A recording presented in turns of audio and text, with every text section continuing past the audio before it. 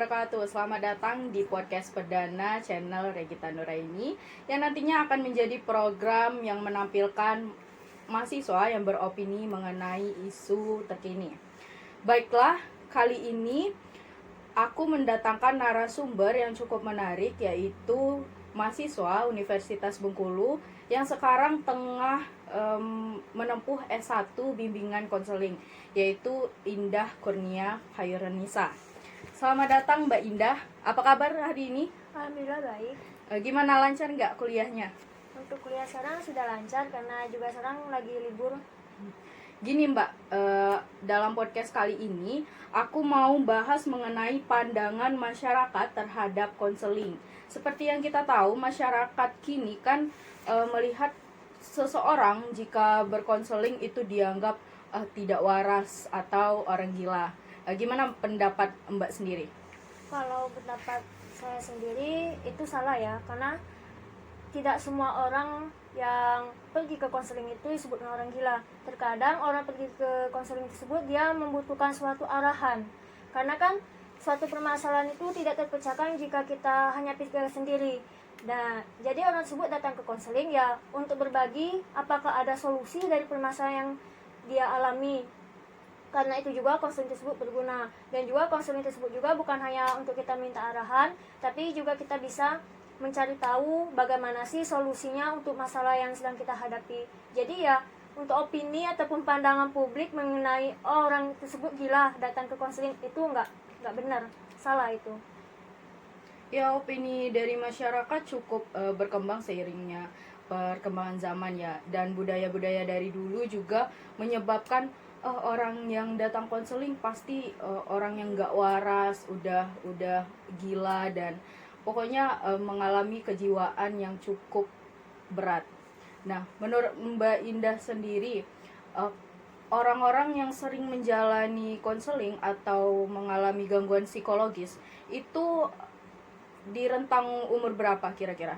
Kalau untuk gangguan dari depresi ataupun gangguan psikologis itu anak bayi sebenarnya udah mulai mengalami. Terkadang kan ada salah satunya, contohnya saja itu anak bayi yang sering merengek ataupun nangis, itu biasanya ada penyebabnya dari keluarga atau pihak ibu atau ayahnya. Jadi tidak menutup kemungkinan si bayi ini juga mengalami suatu gangguan psikologis. Tetapi juga banyak terjadi itu biasanya kepada anak-anak usia sekolah, mulai memasuki usia sekolahnya. Nah, itu juga penyebabnya ada yang dari eksternal dan internalnya.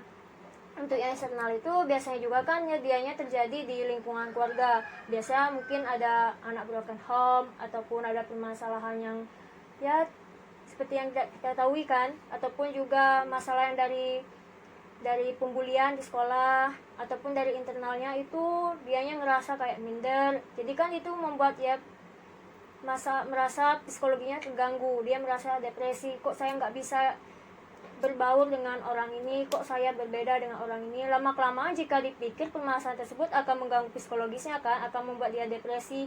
Ada sampai anak-anak yang zaman sekarang ingin bunuh diri, loncat ke air laut ataupun sungai, ataupun ada juga yang zamannya sekarang itu barcode. Ya, Barcode kan biasanya silet ataupun Kak Carter, ya itulah biasanya anak-anak ya udah bisa terjadinya gangguan psikologis. Berarti di rentang umur berapapun kalau terjadinya sesuatu yang cukup signifikan kepada diri seseorang pastinya akan mengalami ya? Ya pastinya akan mengalami, nggak tahu kita ya faktornya kan pasti berbeda-beda karena kan lingkungan setiap individu itu tersebut juga beda-beda.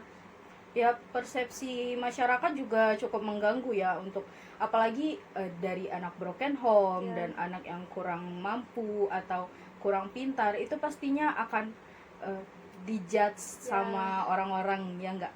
Ya benar, kadang juga ada juga yang orang pintar itu dijudge sama orang, karena biasa kalau opini publik itu kan anak ini sok pintar gitu, padahal emang pintar tetapi anak tersebut juga membutuhkan suatu arahan, karena kan otaknya orang pintar dan otaknya orang biasa itu berbeda.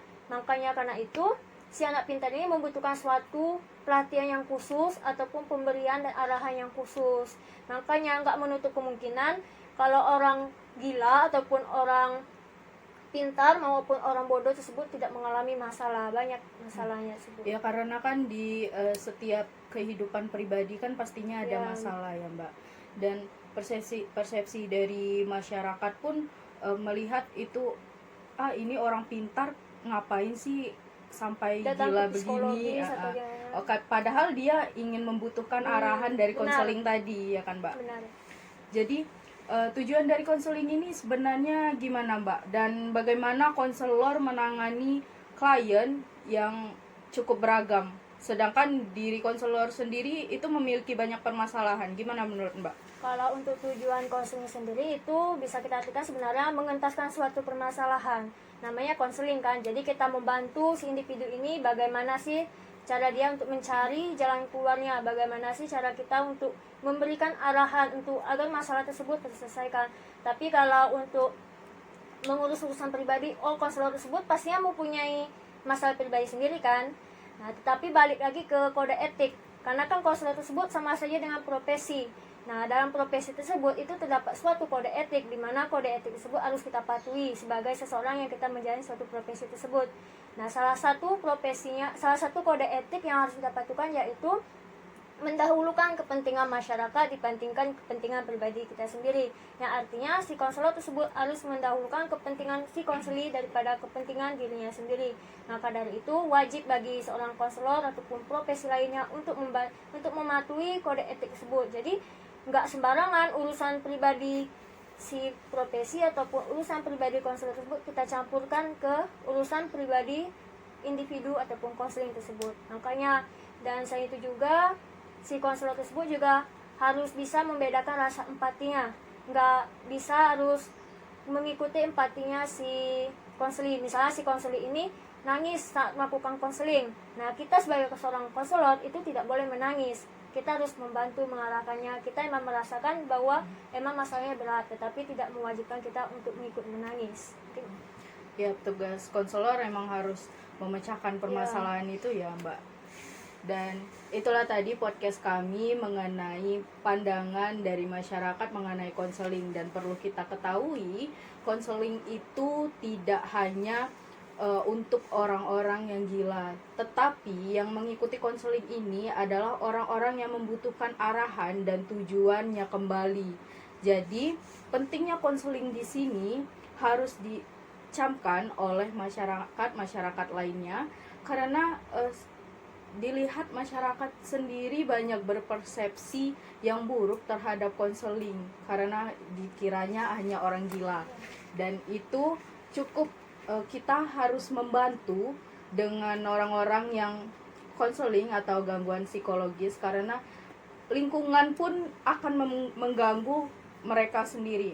Baik, itulah tadi podcast kita kali ini, dan terima kasih Mbak Indah Sama-sama. Kurnia untuk telah hadir dalam podcast kami. Dan sampai jumpa di podcast selanjutnya, podcastnya Opini Mahasiswa.